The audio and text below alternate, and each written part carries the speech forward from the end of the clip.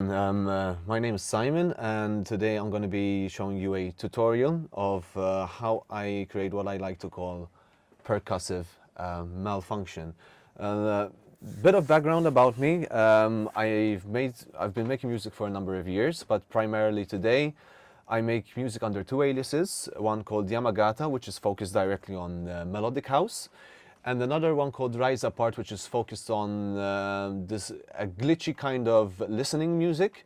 And this tutorial here is focused on Rise Apart, a technique which I use to create errors and random glitches that work percussively, but are musical. And basically how I use Ableton and the session view in order to create this malfunction, if you will, and across the timeline, which you can then edit, and it's always at random, but it's always musical.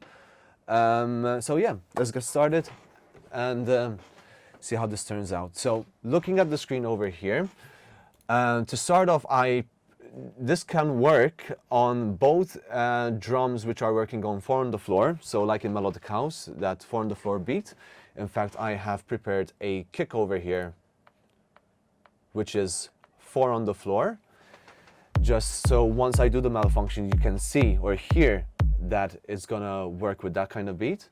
Also, I have a breakbeat kick over here, and also with a snare over here, so you can hear it happening as well with these kinds of drums. So this can be good basically in both instances of breakbeat and instances of dance music as well.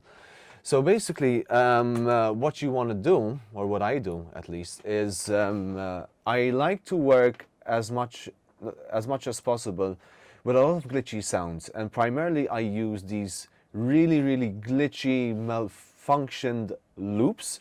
Just to give you an idea,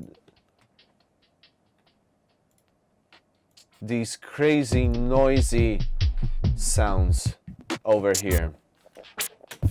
So what you want to do is basically you want to have as much as possible, what I like to do is to have as much as possible a big range of different sounds. Basically what we're going to be doing here is we're going to be setting up Ableton that it randomly goes through the different sounds in session view, but we actually give it limitations or restrictions or basically rules that it needs to follow to make it musical. So basically what you want to be doing is that you want to be adding your loops as such here. Now, maybe you don't want your randomization to be so varied, so you'd like to work with maybe 10 loops, maybe 20. In my case, and I've actually imported what I like to work with, is 668, well 67 different loops here.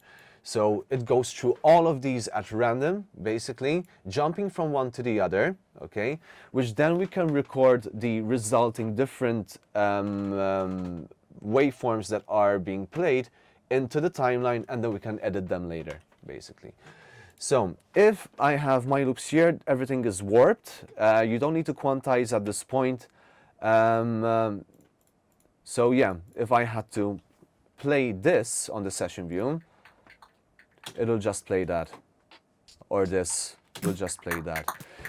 So what we're going to be doing, we're going to be giving Ableton a specific set of instructions. Basically, if I had to play the loop over here, okay, what it does after a certain time. So what we wanted to do, that after this is played, that after a certain time, it jumps to another one completely at random, okay? And we're going to set the timing in which it does that. And we want this to happen across all the waveforms. So once it jumps to another sound, it takes the time that we set and then jumps to the other and to the other and to the other, and you get this really nice malfunction.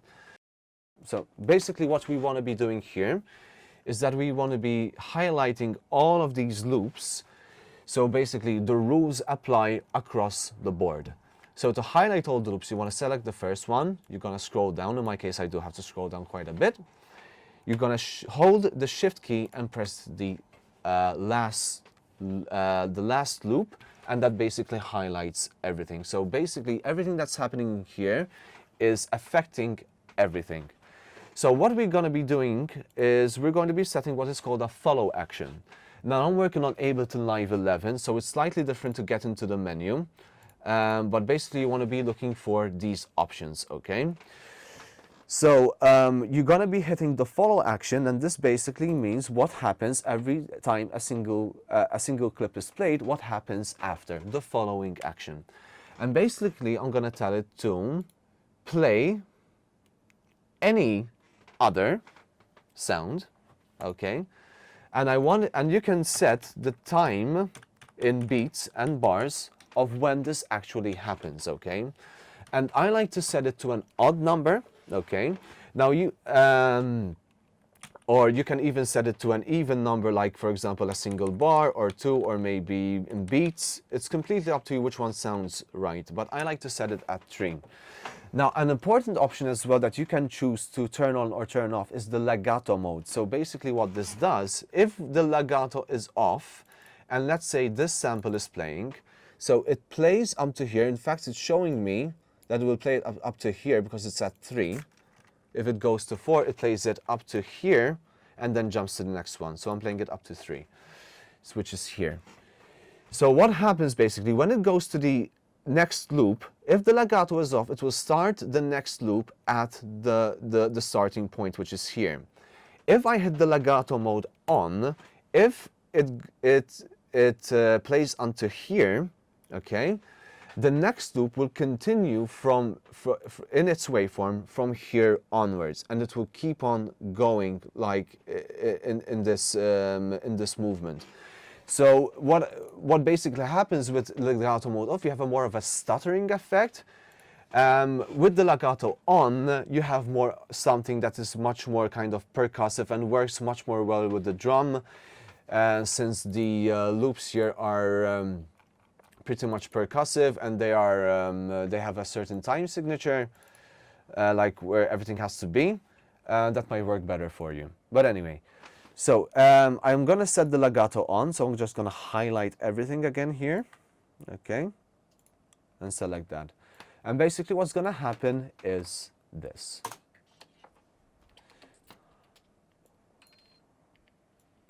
So basically right now Ableton is randomly going through the samples, up, down, selecting and getting this malfunction. Now at this point you would think that this does not sound like anything musical at all. This will never fit into a drum. However, if I drop in that 4 on the floor kick I have there, you will listen to it and you get this result.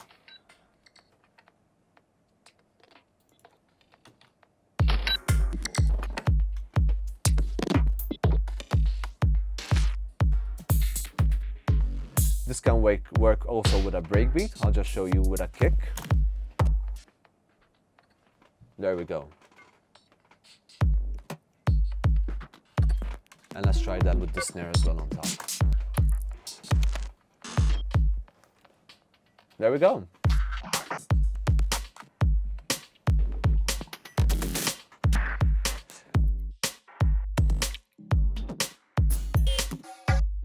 So now the next thing that we need to do is that you want what Ableton is playing here to show up on this timeline so you can edit it later.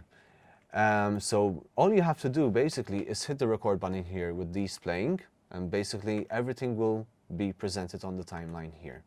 So I'm going to hit the record, I'm going to play first of all the loop, so that has been armed to play, and if I basically hit the record button here,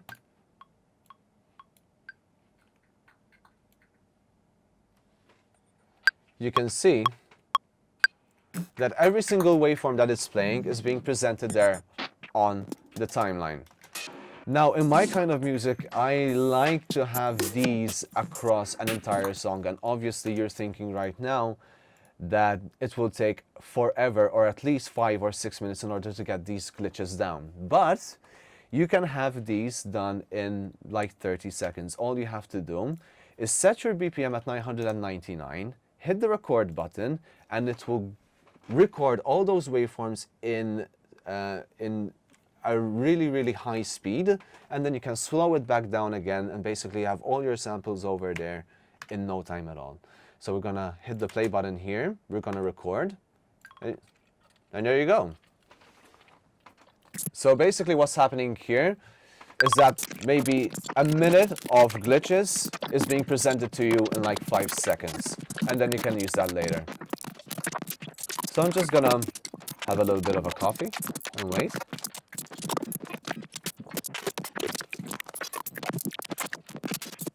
And I'm gonna stop right there for the moment. Drop it back down to 122 beats per minute, and there we go. In like 15 seconds, we have 3 minutes and 30 seconds of WAV files there, which then you can individually edit and change or take certain parts that you'd like. So we're gonna drop the kick and the snare here. Also, another thing that I like to do is to have a high-pass filter, because some of these loops have kicks in them.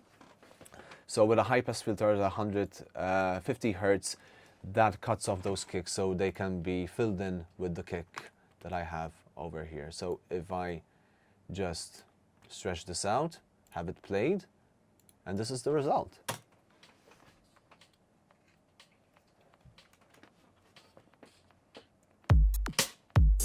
Now what's wonderful about this is you can have more layers of these glitches happening at the same time. So if I just duplicate this, so I have another column here, I'm gonna remove all this and we're gonna have a fresh set of randomized glitches happening under, and then I can mix in between. Now for the purpose of this, I'm going to highlight everything again and turn off that legato mode, so I have that stuttering effect. And also, instead of working with 3, I'm going to be working with 2. So it's going to work at a different signature and also with the legato mode off. And if I had to play them together, this of course playing on the timeline, this one, and this will play from the session view, which we can record later, we're going to get this.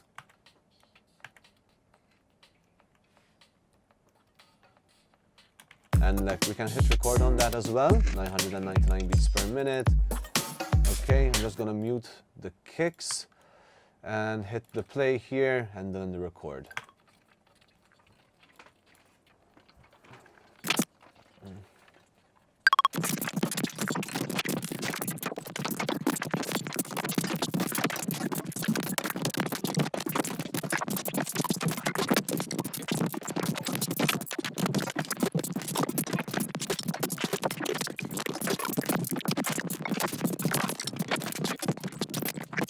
And that's about done.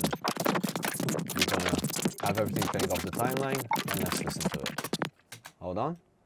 Just need to put this back to 122.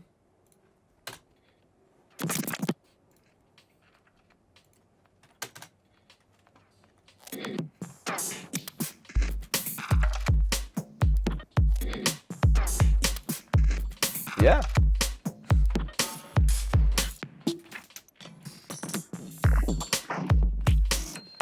That's it, and that's how I create my percussive malfunction in my music.